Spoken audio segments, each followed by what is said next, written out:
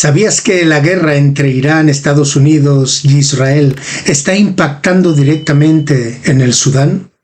En el podcast de hoy analizamos cómo un conflicto que parece tan lejano está reconfigurando las dinámicas internas de la guerra sudanesa, alterando alianzas regionales y profundizando la peor crisis humanitaria del mundo.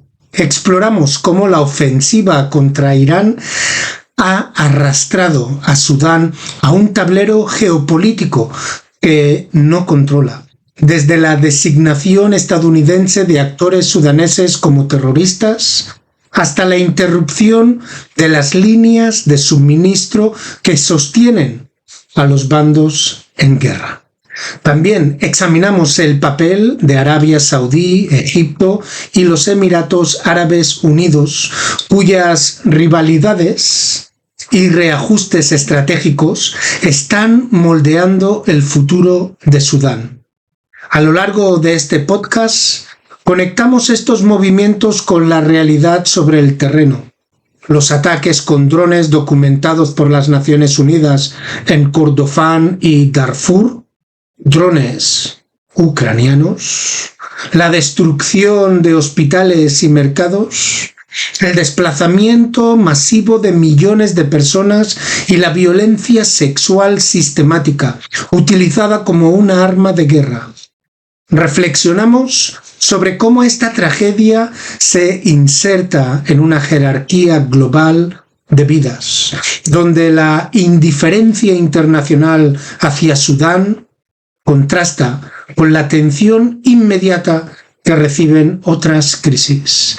Finalmente, en este podcast de hoy, situamos todo esto dentro de una lectura panafricana más amplia. Sudán como laboratorio del neocolonialismo contemporáneo, como territorio donde las potencias externas proyectan sus guerras, esas guerras de poderes, y como un punto de inflexión para pensar la soberanía africana en el siglo XXI. Hoy es miércoles y toca la llave.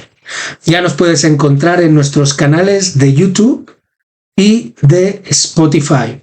Como siempre que hablamos de Sudán, el programa está dedicado a nuestro compañero Babikar Ras Babi, el que fuera mi mentor allá por finales de los 80, principios de los 90 en Barcelona, este activista revolucionario sudanés.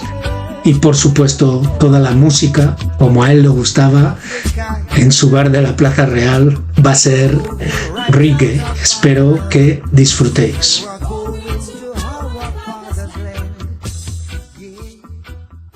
El podcast de hoy lo hemos titulado Sudán y el Renacimiento Panafricano. Vamos a hablar sobre imperio, resistencia y el futuro de África. Sudán se ha convertido en el epicentro de la mayor catástrofe humanitaria del mundo, de la historia contemporánea. Más personas muertas y desplazadas que en la Segunda Guerra Mundial. Muchísimo peor que lo que está pasando en Palestina, en Irán, incluso peor de lo que está pasando en la República Democrática del Congo. Pero no oís mucho sobre lo que está pasando en Sudán. Millones de personas desplazadas, ciudades enteras destruidas, hambruna masiva, violencia sexual sistemática y un colapso total del Estado conforman un paisaje de devastación que rara vez recibe la atención internacional que merece. Sin embargo, desde la perspectiva panafricana, la que articula perfectamente Omoale Malcolm X, Osagyefo Kwame Nkrumah, Kwame Ture o Luz Farrakhan, Sudán no es únicamente un país en guerra. Es un espejo donde se reflejan las tensiones del Mar Rojo, las tensiones del Sahel, de Palestina y del orden imperial contemporáneo. Es un laboratorio neocolonial del siglo XXI, un territorio donde potencias externas proyectan sus rivalidades y donde la vida africana vuelve a ser tratada como imprescindible completamente, ¿no? Innecesaria. Subhumana. Este podcast propone una lectura integral de la guerra sudanesa como un frente de la lucha panafricana por la soberanía africana. Sudán está en el cruce de los imperios entre Estados Unidos, Israel, Irán y el Golfo, donde todos tocan. La guerra entre Irán y el eje de los Estados Unidos e Israel ha arrastrado a Sudán a un conflicto que no eligió. Según The New Arab, la decisión de Washington de designar a la Hermandad Musulmana Sudanesa como organización terrorista, justificada por supuestos vínculos con Irán, no responde a una estrategia para resolver la guerra sudanesa, sino a un intento de castigar a actores percibidos como aliados de Teherán. La medida llegó días después de que Estados Unidos e Israel lanzaran una ofensiva militar contra Irán, lo que provocó que figuras islamistas sudanesas expresaran apoyo por Teherán. El mensaje estadounidense fue claro: cualquier actor sudanés que simpatice con Irán será castigado, independientemente de su papel real en el conflicto interno de Sudán. Khulud Tahir, analista sudanés, lo expresó con precisión. Sudán ya no puede mantenerse al margen de la escalada regional. La guerra Irán-Israel-Estados Unidos ha provocado ataques con drones y misiles contra países del Golfo, obligando a Arabia Saudí y Emiratos Árabes Unidos a priorizar su propia seguridad. Esto ha sido una bendición para Sudán. Esto ha generado una disrupción, una interrupción temporal en la línea de suministro bélico, tanto para el ejército sudanés como para las fuerzas de apoyo rápido, pero sobre todo para estas últimas. Esto ha debilitado a ambos bandos. Suleiman Baldo, experto sudanés, describe esta situación como un balance de debilidad. Ninguno de los dos bandos puede ganar decisivamente, pero ambos pueden seguir destruyendo el país. Desde una perspectiva panafricana, esta dinámica confirma lo que Malcolm X denunciaba. Los conflictos africanos se convierten en guerras de poderes, en extensiones de guerras ajenas. Sudán no está luchando solo contra sus propios demonios internos. Está atrapado en un tablero donde potencias externas, Estados Unidos, Israel, Irán, Arabia Saudí, los Emiratos Árabes Unidos, Egipto y Rusia, mueven piezas para defender sus intereses estratégicos en Sudán. El país se convierte, por lo tanto, en un teatro secundario de una guerra global que no controla, que no puede dirigir. Arabia Saudí y Egipto son aliados, son rivales y son custodios del status quo. Arabia Saudí y Egipto han sido actores centrales en la guerra sudanesa. Ambos apoyan a el ejército de Sudán y al mismo tiempo los Emiratos Árabes Unidos financian a las fuerzas de apoyo rápido. Pero la guerra con Irán ha obligado a los dos gigantes del Golfo a cooperar, reduciendo su capacidad de influir directamente en Sudán. Nos advierten los especialistas o entendidos que esta cooperación forzada perjudica sobre todo al ejército sudanés, lo que en inglés llaman the Sudanese Armed Forces, SAF por sus iniciales en inglés, que dependía del apoyo saudí para contrarrestar la influencia emirati.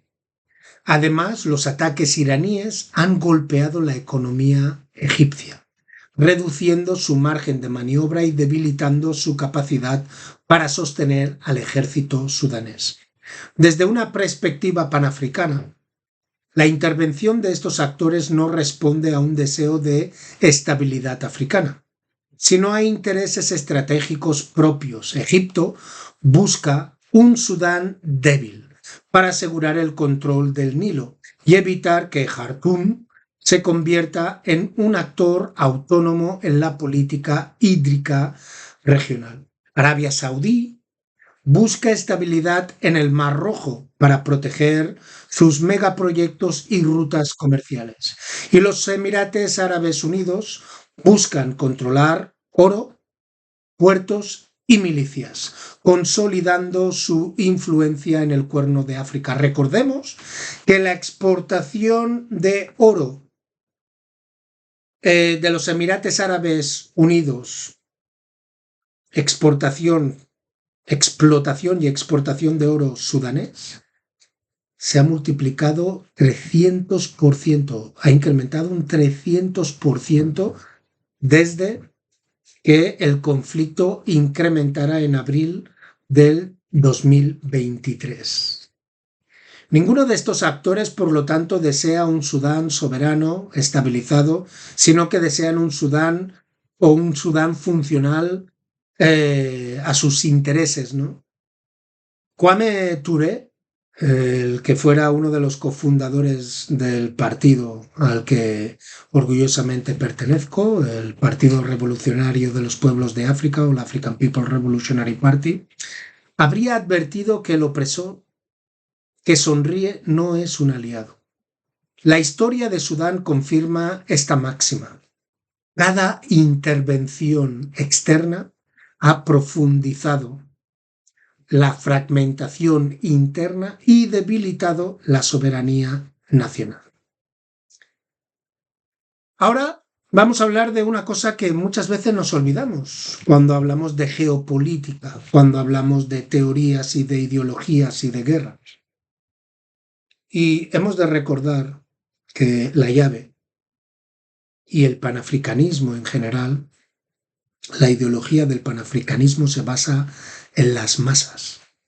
Cuando tú quieres entender un conflicto, tú tienes que estar siempre del lado de las masas.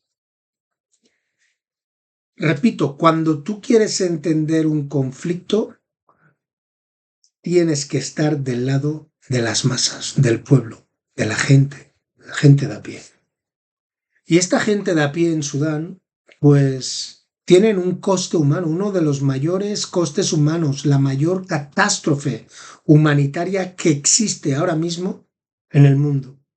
Sudán vive hoy la mayor crisis humanitaria del planeta. Las Naciones Unidas han documentado una escalada brutal de la violencia. Los ataques con drones más recientes, ataques con drones ucranianos en Kordofán y Darfur, que matan a cientos de civiles, destruyen hospitales y arrasan mercados. En Al-Rahat, un ataque destruyó un hospital que mató a 2 personas. En Al-Fula, capital de Kordofán occidental, hubo múltiples víctimas, centenares. Y en Wadi Sirah y barrios de Nyala, los drones causaron muertos y destrucción masiva. Incluso en Akidong, un mercado fue alcanzado dejando a 23 heridos, incluidos mujeres, niños y niñas. Incluso el portavoz de las Naciones Unidas lo describió como verdaderamente horroroso. Pero estos ataques son solo parte del sufrimiento. Más de 14 millones de personas han sido desplazadas desde que empezó este conflicto. 20 millones de personas se enfrentan a hambre severa. 30 millones de personas necesitan ayuda urgente. La violencia sexual contra las mujeres y sobre todo contra las niñas se utiliza como arma de guerra, especialmente en Darfur, donde mujeres y niñas son secuestradas y violadas para destruir comunidades enteras. Como sabéis, hay un genocidio que se está llevando a cabo para acabar de una vez con todas con los pueblos autóctonos de Sudán. Los pueblos africanos que se han negado y llevan negándose durante siglos, décadas y ahora años, llevan negándose a arabizarse, pertenecer al mundo árabe. No confundáis la religión con la cultura. Son pueblos que siguen la religión del Islam, pero que mantienen sus tradiciones africanas y están siendo aniquilados.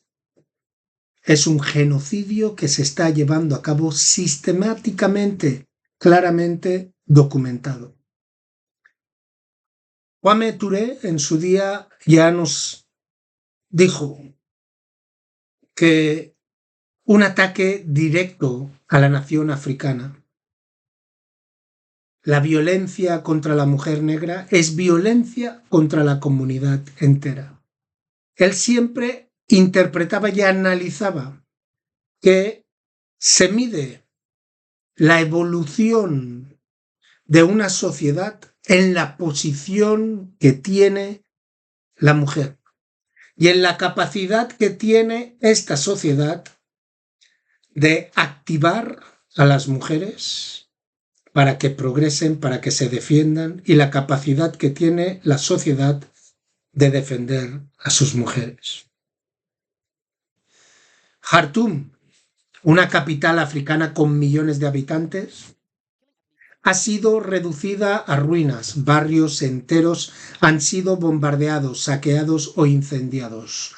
Hospitales, universidades, mercados y escuelas han sido destruidos y convertidos en bases militares.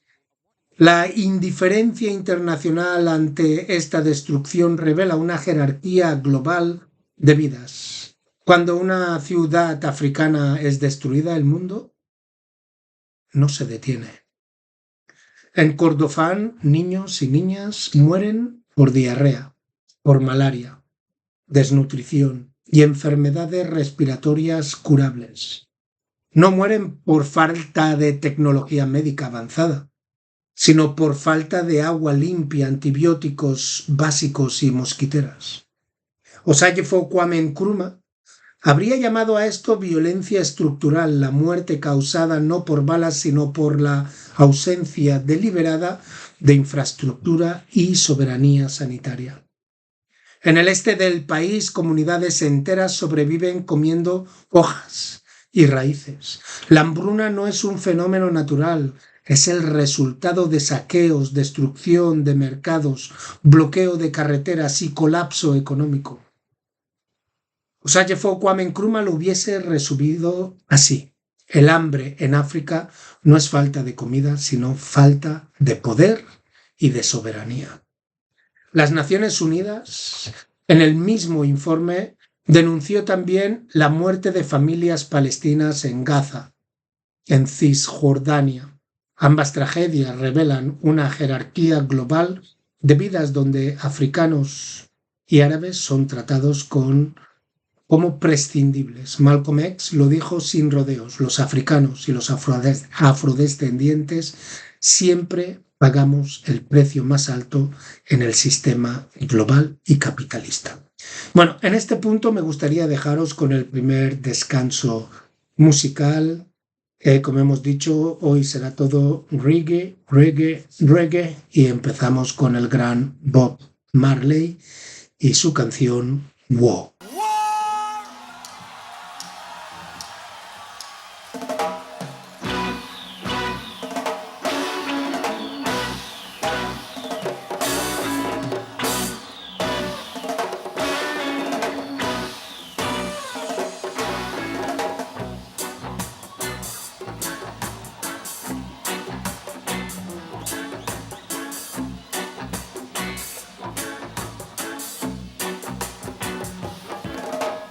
Until the philosopher which old one race superior and another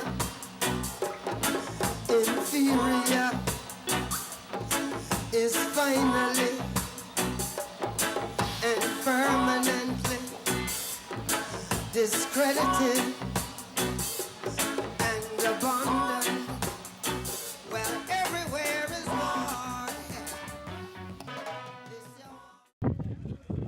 The streets of Delenge are busier since the Sudanese army broke a near 3-year-long siege imposed by the paramilitary Rapid Support Forces last month. Food and basic supplies are back in stock after months of shortages. But Mahasin, who works in the main market, says dangers remain. The drones are making life hard. We run away until it's safer and then come back to sell. When we hear them again, we run again until the day ends. Then at night, the advanced drones come, but there's nothing we can do except wait it out. RSF drones have long targeted Delenge, but people here say the attacks have increased since the army reopened the road connecting the city to the rest of the country. My brother, neighbor, and relative were killed. That's the impact of the drones, and we're all affected, not just me. Everyone in Dilling just wants to be secure. The sounds of explosions have become part of daily life. The use of drones in Sudan's war means the front lines are blurred. Hospitals, schools, and residential buildings have been targeted, and hundreds of people have been killed or injured in drone strikes, which have increased in recent months. Salah Kuwa and his wife fled to Delenge from a nearby town soon after the fighting began in April 2023. He says the regular attacks make it difficult to earn a living. The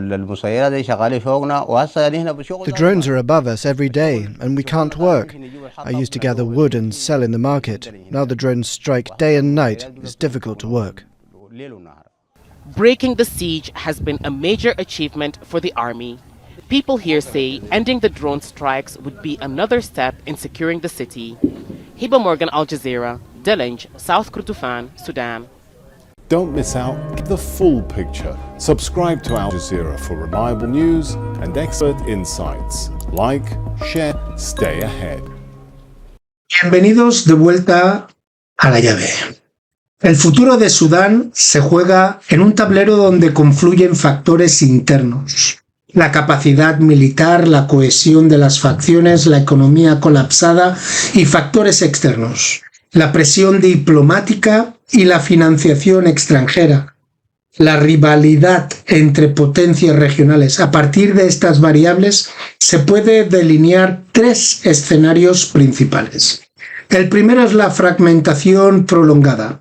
El balance de la debilidad descrito por el periodista Baldo hace que este sea el escenario más probable. La disrupción del apoyo del Golfo debilita a ambos bandos, pero no detiene la guerra. Sudán se somaliza. El Estado central pierde autoridad real. Milicias locales emergen como actores de poder y el país se fragmenta entonces en feudos armados y la ayuda humanitaria se vuelve casi imposible de distribuir. Recordemos que esos 30 millones de personas que necesitan ayuda de emergencia, las organizaciones que están sobre el terreno solo han conseguido alcanzar un 40% de estas personas. Este escenario es el sueño de cualquier potencia neocolonial. Un país demasiado débil para resistir, demasiado dividido para negociar y demasiado devastado para levantarse, si pues lo pueden explotar. El segundo escenario es la ventaja agresiva de el Sudan Armed Forces, de las Fuerzas Armadas sudanesas.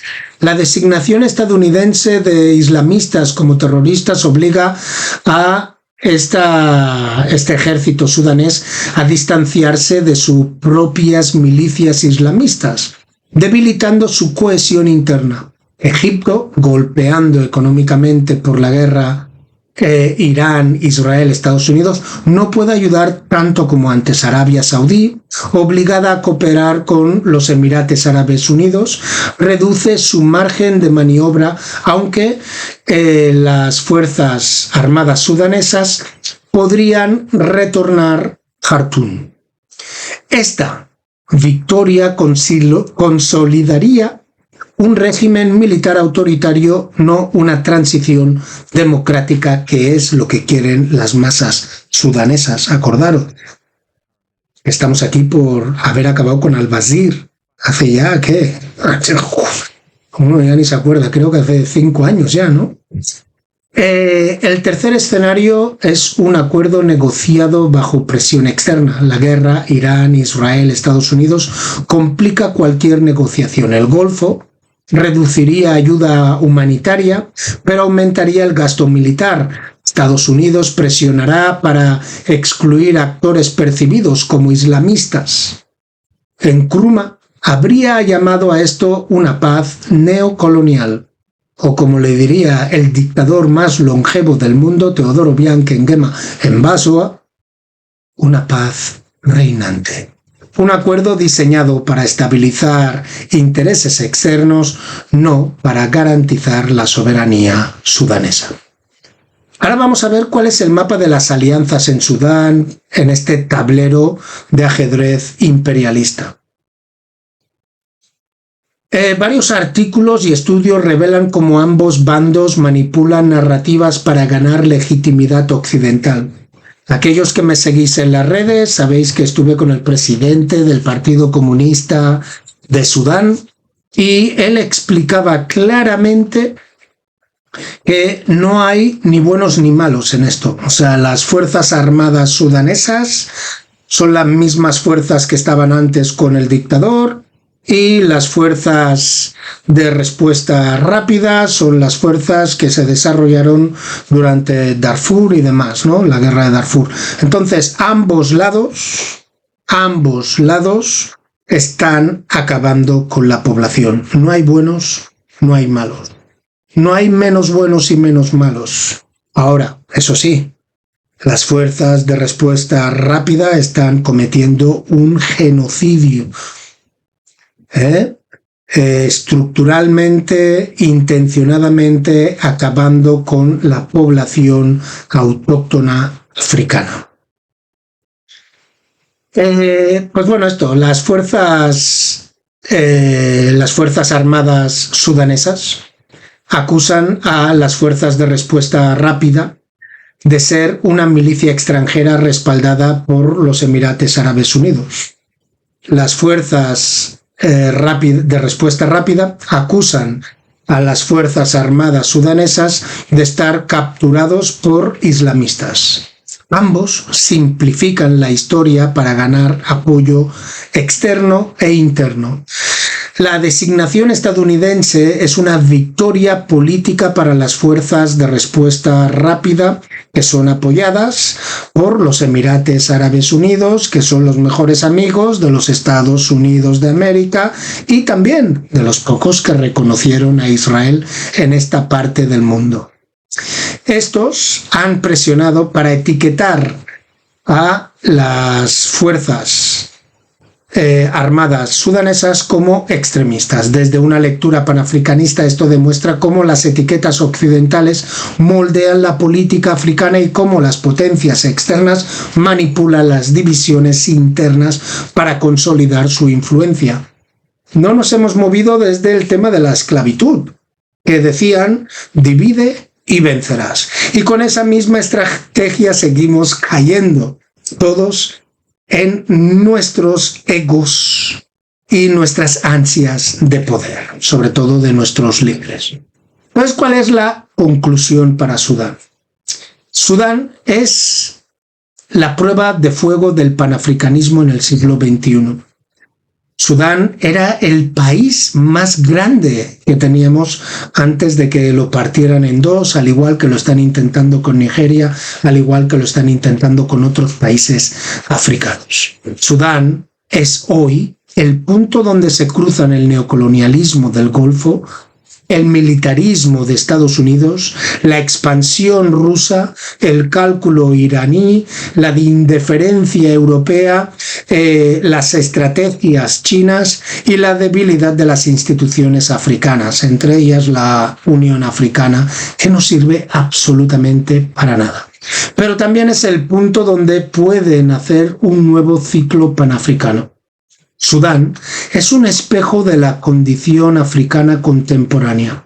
Es Un continente rico en recursos, pero atrapado en guerras que no controla. Un continente lleno de potencial, pero dividido por fronteras artificiales y élites cooptadas por Occidente, por el imperialismo, por el neoliberalismo, por el neocolonialismo. Un continente que podría liderar el siglo XXI, pero que sigue siendo tratado como tablero de ajedrez por potencias externas. Omuale Malcolm X habría dicho que la libertad no se concede, se toma. Osagyefo Kwame Nkrumah habría dicho que África debe unirse o perecer. Kwame Ture habría concluido que la organización es la única respuesta al poder imperial. Sudán no es solo una estrategia, es un llamado histórico, un llamado a retornar el proyecto de Osagyefo Kwame Nkrumah, la claridad de Omuale Malcolm X, la disciplina de Kwame Ture y la denuncia moral de el ministro Louis Farrakhan. Un llamado que África deje de ser el tablero de ajedrez y se convierta en el mejor jugador de ajedrez. Bueno, ya sabéis dónde encontrarme, okenvenzue@gmail.com, okenvenzue, la llave, Zan Cristia Esimi en Facebook, y si no, en mis perfiles personales de Instagram, TikTok, Thread, Facebook y demás, Zan Esim. Y recordar, otra África es posible, pero para ello debemos de estudiar, entender la geopolítica, entender lo que está pasando en el mundo y cómo nos impacta, y recuperar nuestra soberanía en unidad continental con la sexta región, que es la diáspora.